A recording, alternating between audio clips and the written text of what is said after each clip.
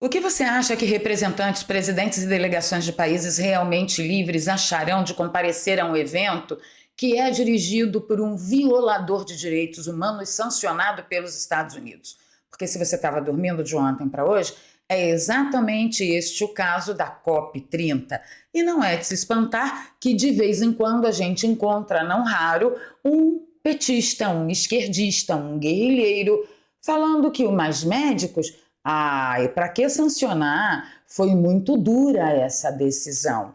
E, para a surpresa de zero pessoas, a gente descobre que os dois novos sancionados fazem parte do atual governo, não somente um, mas os dois novos sancionados. Eu acho que o governo do Brasil atual é o governo com maior número de sancionados da história. Claro que logo após de Cuba, Venezuela e do Irã. E tem também a Rússia. Só por coincidência, todas ditaduras. É incrível como os interesses convergem. E já que a gente está falando deste atual governo, Lula lançou ontem o tal Plano do Brasil Soberano. Prepara o bolso.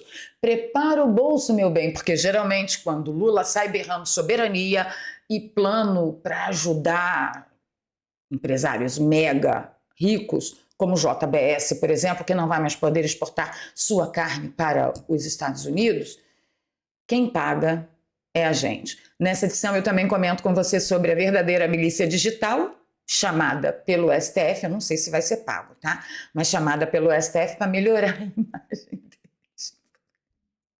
O Gustavo Gayer, inclusive, fez um vídeo maravilhoso falando de um dos tais influencers que foram chamados lá para uma visita guiada. E a gente tem que falar também da nova obstrução na Câmara. Parece que o Hugo Mota peidou na farofa e está todo mundo em obstrução de novo, pelo menos na Câmara dos Deputados. Vou pedir seu like logo agora no início do vídeo, compartilhamento nas redes sociais e nos grupos de Telegram e Zap, ajuda a nossa voz a chegar mais longe. Se você é novo por aqui, se inscreva no canal e ative o sininho. Se você já é de casa, passa o olho em tudo aí.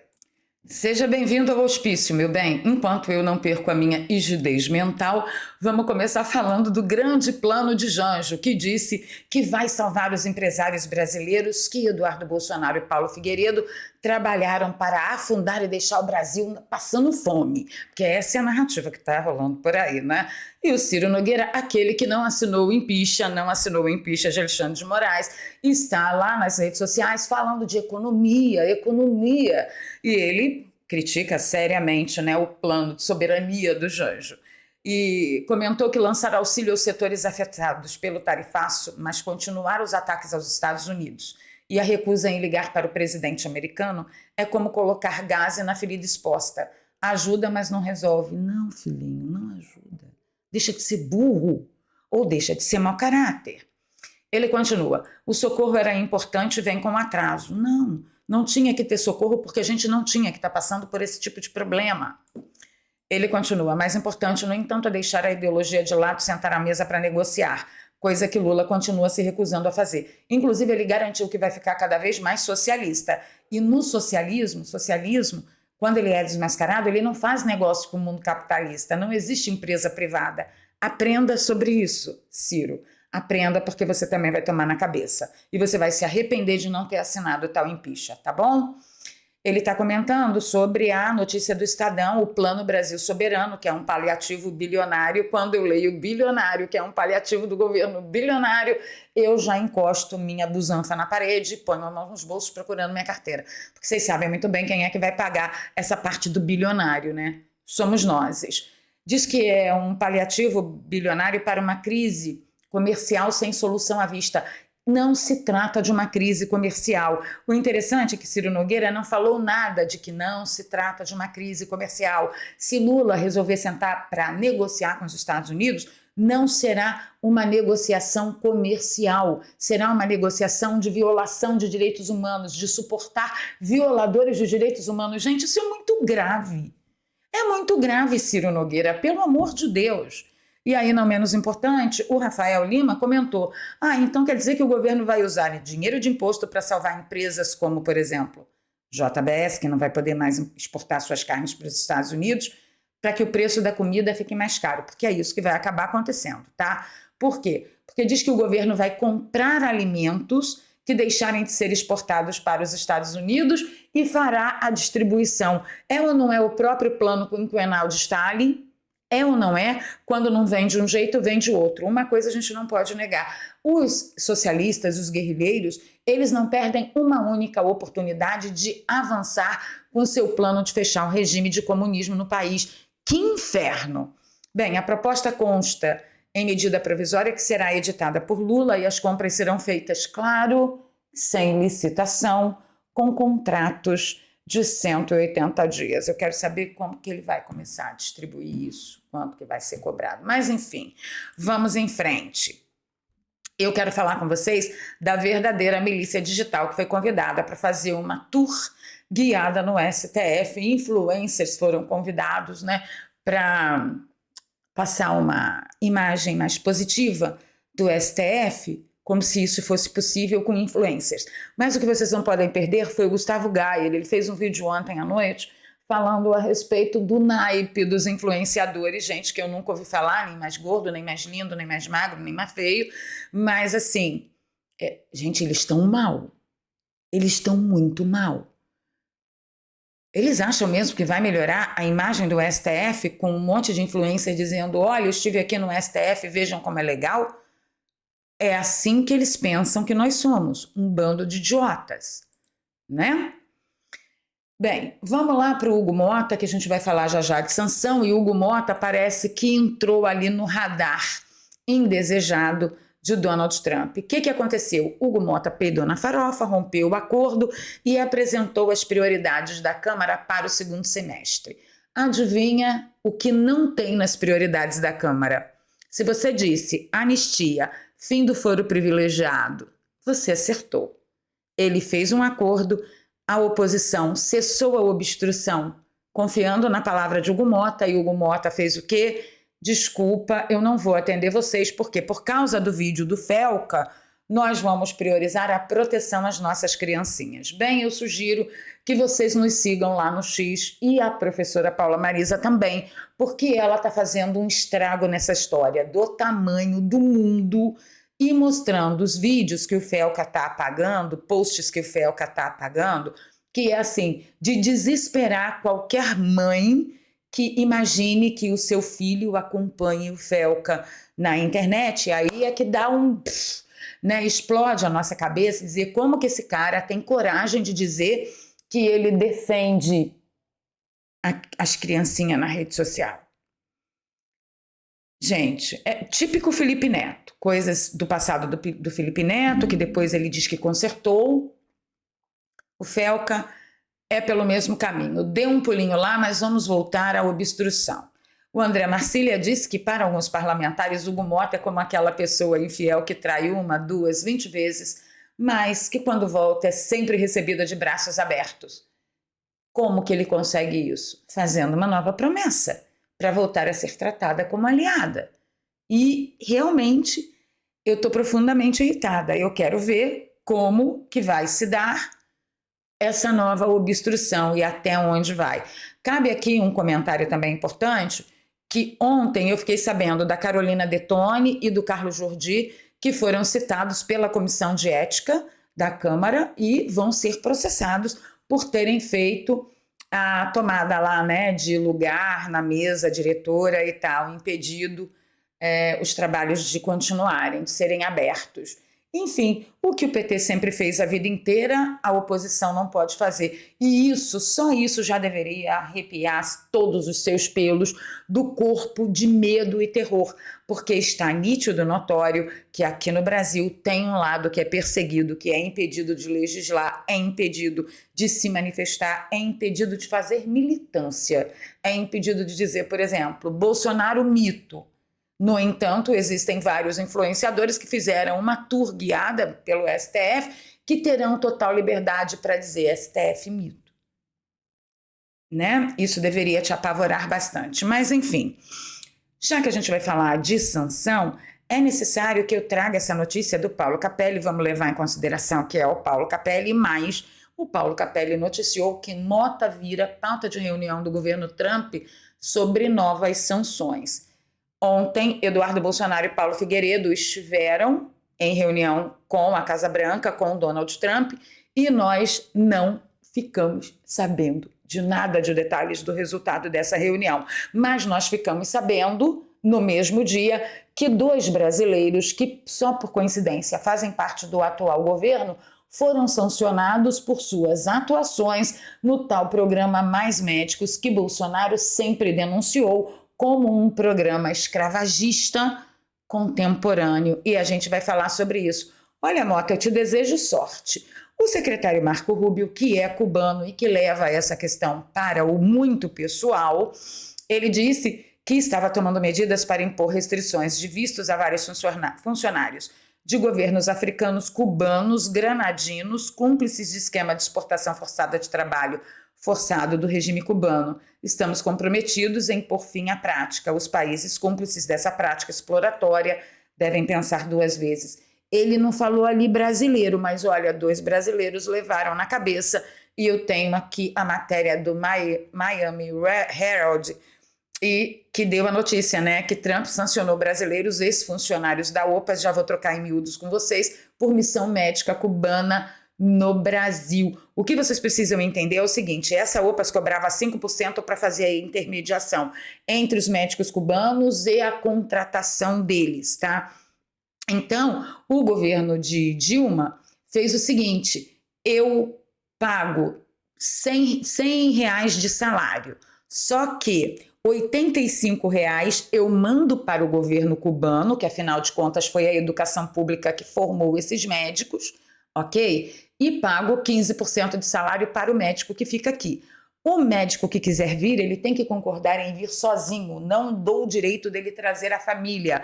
E se ele não quiser mais trabalhar conosco, ele volta direto para Cuba. Ele não tem liberdade de trabalhar aqui um tempo e depois dizer que vai para outro país, senão eu mando deportá-lo. Foi mais ou menos nesse sentido. E essa OPAS, ela foi colocada dentro da negociação para quê? Se fosse uma contratação direta, o governo brasileiro com o governo cubano, Dilma ia ter que pedir ajuda, ia ter que pedir aprovação ao Congresso, já que havia uma terceirizada no meio, dispensava a aprovação do Congresso. Este foi o Buziles, tá bom? E aí, quem são os brasileiros que foram sancionados? O primeiro deles que nós ficamos sabendo foi o senhor Mozart Júlio Tabosa Salles, já vou falar sobre ele, e Albert Kleiman, que inclusive tirou a foto dele do perfil do LinkedIn, interessantíssimo. O senhor Tabosa aqui, ele foi o cara do Mais Médicos, o idealizador do Mais Médicos, e hoje, sancionado, ele é secretário de Atenção Especializada à Saúde do governo Lula. Vou mostrar aqui, ó, ele é aqui, Mozart Júlio Tabosa Salles, ele é secretário de Atenção Especializada à Saúde, o cara do Mais Médicos, né? É aquela sensação de que o bandido voltando à cena do crime? Você tem? Eu tenho para hoje na fila do pão. E aí, por que o senhor Mozart foi manchete de jornal sem ser o caso do Mais Médicos? Você pensa que fica só no Mais Médicos? Não fica. Ele também era diretor da Hemobras. Era uma empresa de inovação tecnológica, tá? De hemoderivados e biotecnologia. Esse que foi o idealizador do programa Mais Médicos, ele foi alvo de uma operação startada pela PF chamada Operação Pulso. Foi deflagrada em dezembro de 2015 e ela investigava suspeitas em envolvimento de esquema que direcionava licitações, desviava recursos públicos no âmbito da estatal, e no dia 4 de agosto foi publicado no DOU o decreto assinado pelo vice-presidente em exercício Michel Temer, dispensando o então presidente estatal Rômulo Maciel Filho e suspendendo Salles por um período de 90 dias, e aí depois o Salles Tabosa, né, o Tabosa Salles, ele pediu exoneração dele mesmo, né, fez uma exoneração a pedido, envolvido aí com desvio de recursos públicos, quem poderia imaginar. E a segunda pessoa que está envolvida aí e foi sancionada é o Alberto Kleiman. O delegado Éder Maduro, quando ele fez esse print aqui, tinha a foto do Alberto Kleiman no LinkedIn. Agora não tem mais, ele tirou a foto dele. Ele perdeu o visto para ir para os Estados Unidos. Quem é o Alberto? O Alberto foi um dos idealizadores de incluir a OPAS, que é essa agência terceirizada, para que fosse possível dispensar a aprovação do Congresso no Brasil na contratação dos mais médicos. E a OPAS, como uma boa agência, ela cobrava só 5% de tudo. Gente, dão contas aí que foram 350 milhões de reais em 2 anos. Só para vocês terem noção, tá? Então aqui a matéria diz, né, que a Organização Pan-Americana de Saúde, ele que idealizou, colocou para funcionar e executou.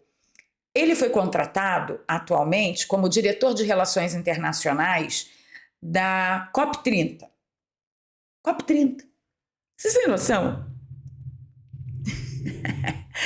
Não é mole não, gente. Não é mole não, olha só. Ele fala aqui do Mais Médicos para a COP30 em Belém. A matéria é da Cruzoé e fala, olha, como assessor internacional do Ministério da Saúde e mais tarde diretor de Relações Internacionais da OPAS, Alberto Kleiman foi um dos principais participantes da elaboração da condução do programa Mais Médicos e está promotor de escravidão contemporânea, tá? Ele, contudo, continua sendo um dos mais agraciados pela ampla rede de poder petista. Ele hoje é diretor de projetos na Secretaria Extraordinária para a COP30, a 30ª Conferência da ONU sobre Mudanças Climáticas, que acontecerá em Belém. Eu até ia colocar um vídeo de um influencer aí em Belém falando da quantidade de urubus que estão lá num ponto turístico de Belém, da sujeira, do fedor, da imundície. Mas eu vou deixar para lá, vou deixar baixo, porque aqui não é, né, o nosso intuito. Então eu até coloquei a foto dele fazendo a seguinte pergunta: o que será que presidentes de países democráticos acharão de comparecer a um evento dirigido por um sancionado por envolvimento em escravidão moderna, escravidão contemporânea? Eu não sei como que esses presidentes vão se sentir, eu espero que a notícia chegue a eles. Não menos importante, de vez em quando, né, não raro, a gente tropeça em petistas revolucionários fazendo pouco da importância do que foi a promoção dessa escravidão com os médicos cubanos. Uma dessas pessoas é o digníssimo Fernando Gabeira. Vamos ver o que ele falou. Acho que isso representa, no momento, uma escalada do governo norte-americano contra o Brasil. Uma série de punições secundárias para manter viva esse clima de confronto. É possível se criticar o programa. Não, Gabeira, não é possível se criticar. A escravidão atualmente, escravidão é crime, filho de uma mãe. É crime, tem que ser punição. É possível achar que os médicos recebem menos do que deveriam receber. Aí ele está tratando a coisa como discordância do salário dos médicos. E não que o governo tratou um salário, eles vieram pelo salário, no entanto, 85% do salário acordado ia para a ditadura cubana. Aí ele trata assim, é discordância do salário. Realmente, os médicos deveriam ganhar mais. Não é isso, cachorrinho cretino. Mas a verdade é que eles escolheram assim, eles aceitaram isso. Eles aceitaram porque qualquer coisa é melhor do que a escravidão cubana. Aí eles preferiram a escravidão brasileira. E a verdade também é que o Brasil fez esse programa com o objetivo de melhorar a vida da sua população. Então, segundo Gabeira, pelo que eu entendi até agora, como o Brasil fez esse programa no intuito de melhorar a vida de sua população, vale promover a escravidão. Ah, que lindo! Se você entendeu algo diferente, deixa aí nos comentários para mim, tá? Quem sempre denunciou o Mais Médicos? Ele, Jair Messias Bolsonaro. E quando ele chegou no governo, quando ele foi eleito, o que ele fez? Ele falou, olha, eu não vou terminar com Mais Médicos. Quer ver? Tá até aqui. Eu separei para vocês. O presidente eleito Jair Bolsonaro afirmou pelo Twitter que o governo cubano não aceitou as condições estabelecidas para manter o programa.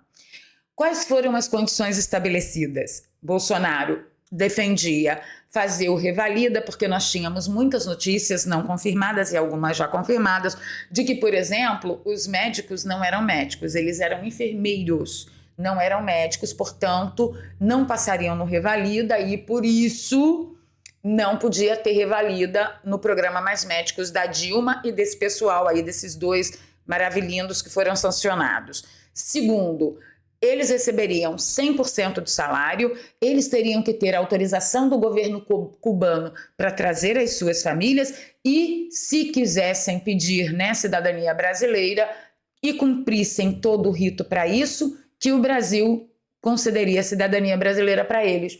Aí o governo de Cuba falou, não quero, não gosto desse negócio, vai que vira moda. Eu formo todos os médicos aqui, os médicos vão para o Brasil e vai viver lá.